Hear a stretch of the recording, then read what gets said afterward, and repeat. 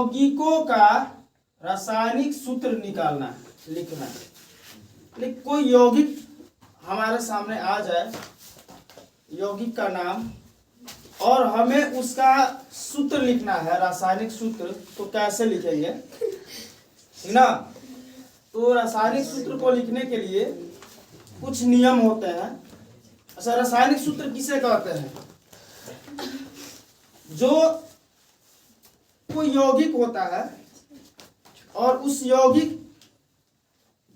के नाम के स्थान पर उसके संकेतों का प्रयोग किया जाता है, संकेतों को लिखा जाता है, जिसे हम लोग रासायनिक सूत्र कहते हैं।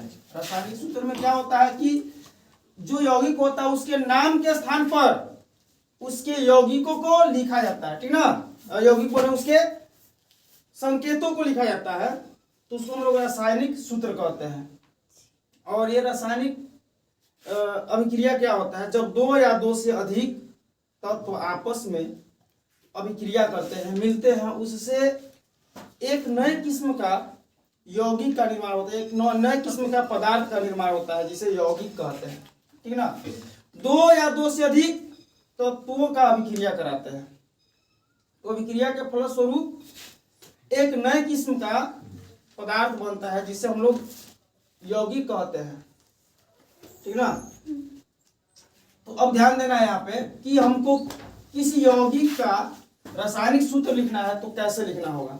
सबसे पहले तो जो नाम है, यौगिक का नाम आ रहा है, उसमें हमको पहचान करनी है कि उसमें कौन कौन से तत्व है, और पहचानने के बाद हमें उसकी संकेत लिखना होता है, और संकेत के बाद हमको लिखना होता है उसके संयोजकता को, ठीक ना। तो चलिए एग्जाम्पल लेते हैं, डायरेक्ट हम लोग चलते हैं, हमारा जो मेन मुद्दा है कैसे लिखेंगे, डायरेक्ट उस पे हम लोग चलते हैं। जैसे हमको एक हाइड्रोजन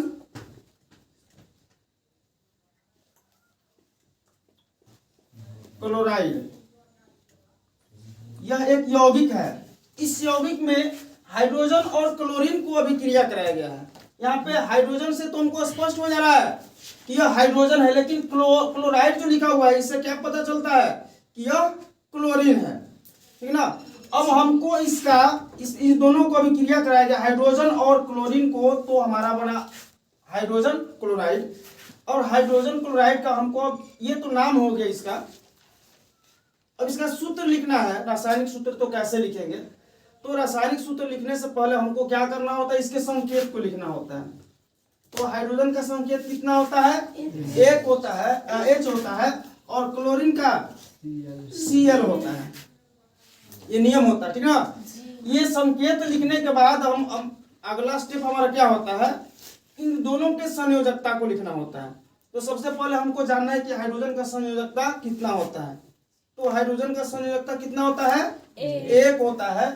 तो हाइड्रोजन का जो संयोजकता है उसके नीचे लिखेंगे, एक लिख दे नीचे, हाइड्रोजन के नीचे हाइड्रोजन के संयोजकता को, और क्लोरीन का भी संयोजकता कितना होता है? एक होता है। और क्लोरीन के संयोजकता को क्लोरीन के नीचे लिखा जाता है। अब इतना लिखने के बाद अब हमको क्या करना है रासायनिक सूत्र लिखने के लिए? देखिए यहाँ पर इसको बोलते हैं क्रॉस मल्टीप्लाई, ठीक ना। यानी कि क्रॉस मल्टीप्लाई में होता क्या है, हाइड्रोजन का जो संयोजकता है, इसके संयोजकता से क्लोरीन को गुना कर देते हैं, और क्लोरीन के संयोजकता से हाइड्रोजन को, ठीक ना। तो यहाँ पे हाइड्रोजन का एक से गुना करेंगे तो H होगा। यहाँ पर 1 लिखे या फिर 9 लिखे, उससे कोई फर्क नहीं पड़ता है, H हो गया, ठीक ना। और क्लोरीन को फिर 1 से मल्टीप्लाई करते हैं तो क्या बनता है? Cl। और यही हमारा हुआ हाइड्रोजन क्लोराइड का सूत्र हुआ, रासायनिक सूत्र हुआ। तो ये पहला एग्जाम्पल हुआ। एक दो और एग्जाम्पल समझते हैं। अगला है, हमको लिखना है मैग्नीशियम ऑक्साइड।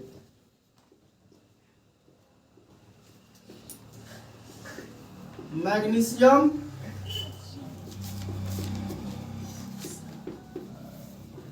ऑक्साइड, ठीक ना।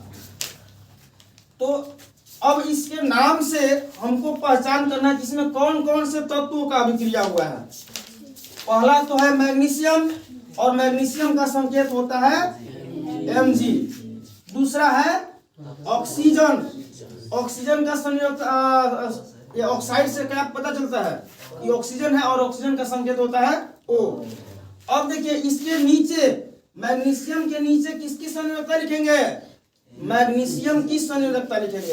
तो मैग्नीशियम की संयोजकता कितना होता है, मैग्नीशियम की संयोजकता 2 होता है, और ऑक्सीजन की भी संयोजकता 2 होता है। अब देखिए दोनों में हम लोग क्या करते हैं, ये समझने के लिए मैं लिख रहा हूँ ऐसे। आप लोग आगे जब भी बनाइएगा तो ऐसे लिखने की जरूरत नहीं, आप लोग डायरेक्ट लिख सकते हैं, इसमें इससे गुना कर देंगे और इसमें इससे गुना कर देंगे। लेकिन देखिए यहाँ भी 2 है और यहाँ भी 2 है, दोनों कट जाएंगे, यहाँ भी 1 हो जाएगा और यहाँ भी 1 हो जाएगा। यानी कि मैग्नीशियम में 1 से गुना करेंगे तो क्या बन जाएगा, मैग्नीशियम, और ऑक्सीजन में 1 से गुना करेंगे तो ऑक्सीजन, यानी कि MgO, MgO मैग्नीशियम ऑक्साइड का रासायनिक सूत्र हुआ, ठीक ना। यहाँ पर जो अभी हम लोग सीख रहे हैं इसमें एक तत्व और एक तत्व, 2 हुए, 2 तत्व, यहाँ भी 2 तत्व, केवल 2 तत्व अभिक्रिया में भाग ले रहे हैं और इससे बन रहा है ये, ठीक ना। और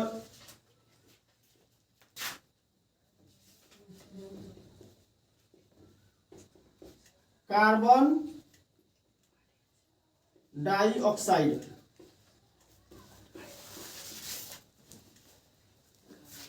इसको समझिए, इसमें 2 तत्व है, एक कार्बन है और एक ऑक्सीजन है, ऑक्साइड से ऑक्सीजन, ठीक ना। कार्बन का संकेत C और ऑक्साइड का, ऑक्सीजन का संकेत O। अब कार्बन का संयोजकता कितना होता है, कार्बन का संयोजकता 4 और ऑक्सीजन का संयोजकता 2। अभी मैं यहाँ पे लिखा था ऑक्सीजन का संयोजकता 2। देखिए जो तत्व है उसके संयोजकता का उसको नीचे लिखते हैं। जैसे कार्बन जो है, कार्बन का संयोजकता को कार्बन के नीचे और ऑक्सीजन के संयोजकता को ऑक्सीजन के नीचे लिखते हैं। अब देखिए अगला स्टेप होता है हमको क्रॉस मल्टीप्लाई करना, ठीक ना। तो देखिए अब इसमें कुछ कॉमन दिख रहा है, यहाँ पे 4 है, यहाँ पे 2 है, दोनों को काटेंगे कट जाएगा, यहाँ पे 2 आ जाएगा और यहाँ पर 1 आ जाएगा। अब कार्बन में 1 से मल्टीप्लाई करते हैं तो क्या बनेगा C, और O में 2 से मल्टीप्लाई करते हैं तो क्या बनता है O2। तो हमारा रासायनिक सूत्र क्या होगा, CO2 कार्बन डाइऑक्साइड का। बहुत ही आसान है, थोड़ा सा भी दिक्कत नहीं होगा, ठीक ना।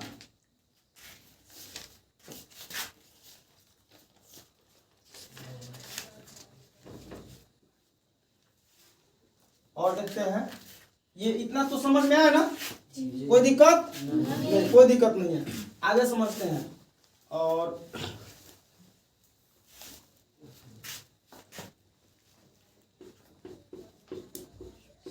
सोडियम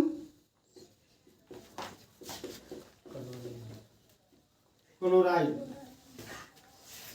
यहाँ पर हमारे सामने फिर से 2 तत्व, अभी मैं केवल 2 तत्वों को ही समझा रहा हूँ, ठीक ना। तो इसमें 2 तत्व कौन कौन है, सोडियम और इधर क्लोरीन, क्लोराइड से क्लोरीन। सोडियम का संयोजकता 1, क्लोरीन का संयोजकता 1, दोनों का क्रॉस मल्टीप्लाई करते हैं तो क्या बन जाता है NaCl। बहुत ही सिंपल तरीका से हम लोग सीख लिए आज। तो इस एल्युमिनियम ऑक्साइड का देखते हैं इसका सूत्र कैसे बनता है, रासायनिक सूत्र ध्यान दीजिए। यहाँ पर मैं लिखता हूं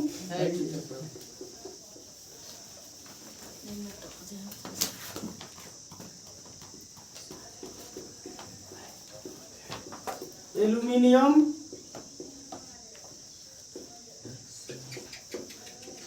ऑक्साइड, ठीक ना, एल्युमिनियम ऑक्साइड। तो एल्युमिनियम एक तो यहाँ पर तत्व है एल्युमिनियम और दूसरा ऑक्सीजन है, तो एल्युमिनियम का संकेत Al होता है और ऑक्सीजन का संकेत O होता है। एल्युमिनियम का संयोजकता कितना होता है? वैलेंसी 3 और ऑक्सीजन का 2 होता है। दोनों में हम लोग क्रॉस मल्टीप्लाई करते हैं, तो क्या हो जाएगा? इसमें कुछ कॉमन नहीं ना है, कटने वाला नहीं है। अब क्या करेंगे? सीधा हम इसको गुना कर देते हैं, मल्टीप्लाई कर देते हैं। Al में 2 से Al2 और O में 3 से O3, ये हमारा हो जाएगा एल्युमिनियम ऑक्साइड का रासायनिक सूत्र हो जाएगा। अब हम चलते हैं आगे। कुछ आयनिक यौगिक जो है, बहुत परमाणुक जो यौगिक है उसके बारे में हम लोग चलते हैं। इसमें हम लोग जितना भी अभी सीखे, केवल और केवल 2 तत्व थे ना, ये कार्बन, ऑक्सीजन, एल्युमिनियम और ऑक्सीजन। लेकिन अब 2 या 2 से अधिक तत्व होंगे तो उसको हम लोग कैसे करेंगे, ये सीखना है।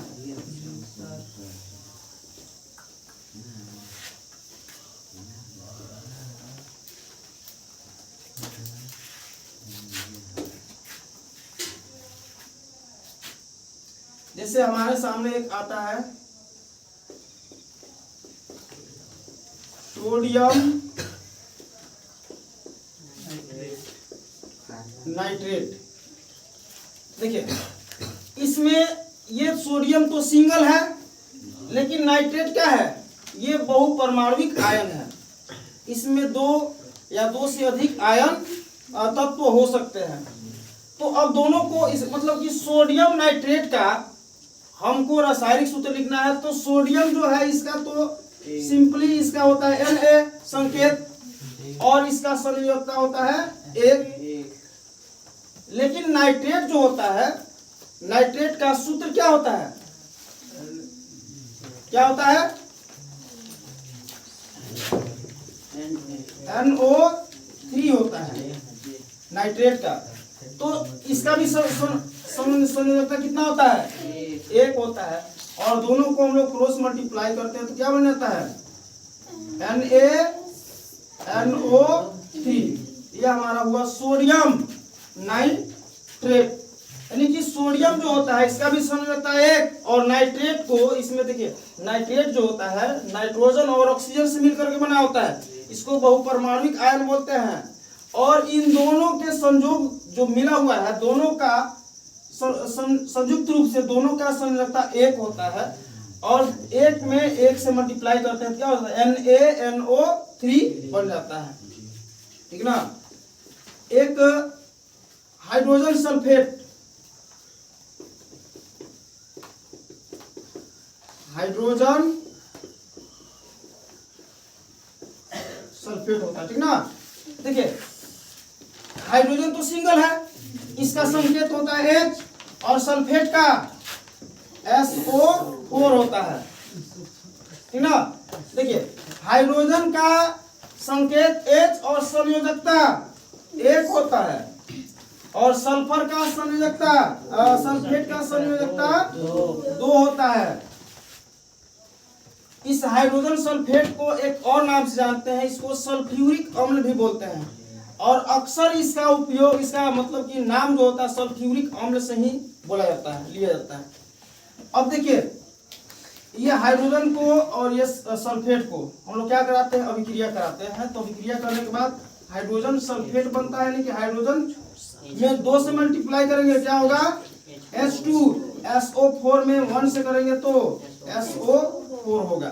ठीक ना? अगला देखिए, ये समझ में आया?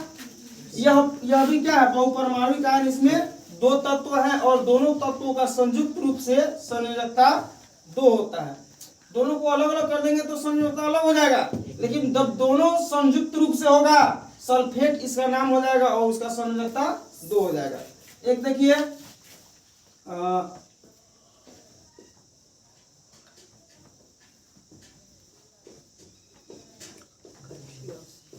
कैल्शियम,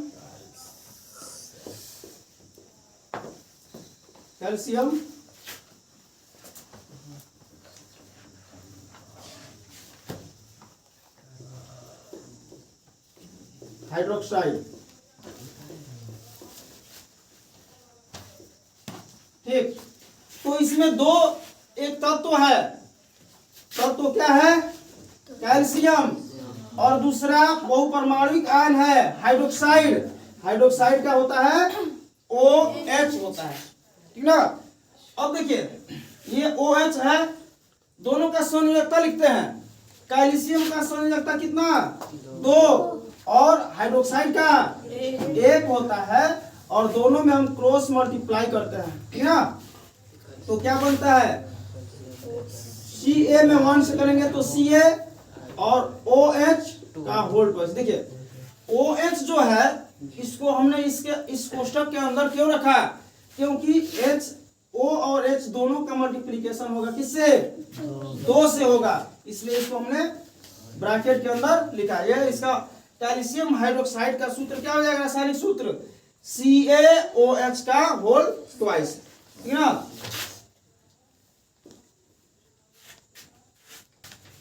तो 4 नंबर में देखिए लास्ट है सोडियम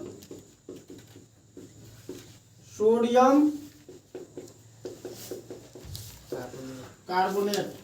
तो सोडियम का क्या होता है? Na, इसका संकेत नहीं ना है जी। और कार्बोनेट का लो CO3। कार्बोनेट, टोटल कार्बोनेट का होता है CO3। और सोडियम का संकेत N है, इसका संयोजकता 1, और कार्बोनेट का संयोजकता 2 होता है। अब इसका क्रॉस मल्टीप्लाई कर दो, बहुत ही सिंपल। Na कितना? Na2 और CO3 में 1 से मल्टीप्लाई करेंगे तो उतना ही होगा। लेकिन सोडियम कार्बोनेट का क्या हो जाएगा? Na2CO3, ये रासायनिक सूत्र हुआ।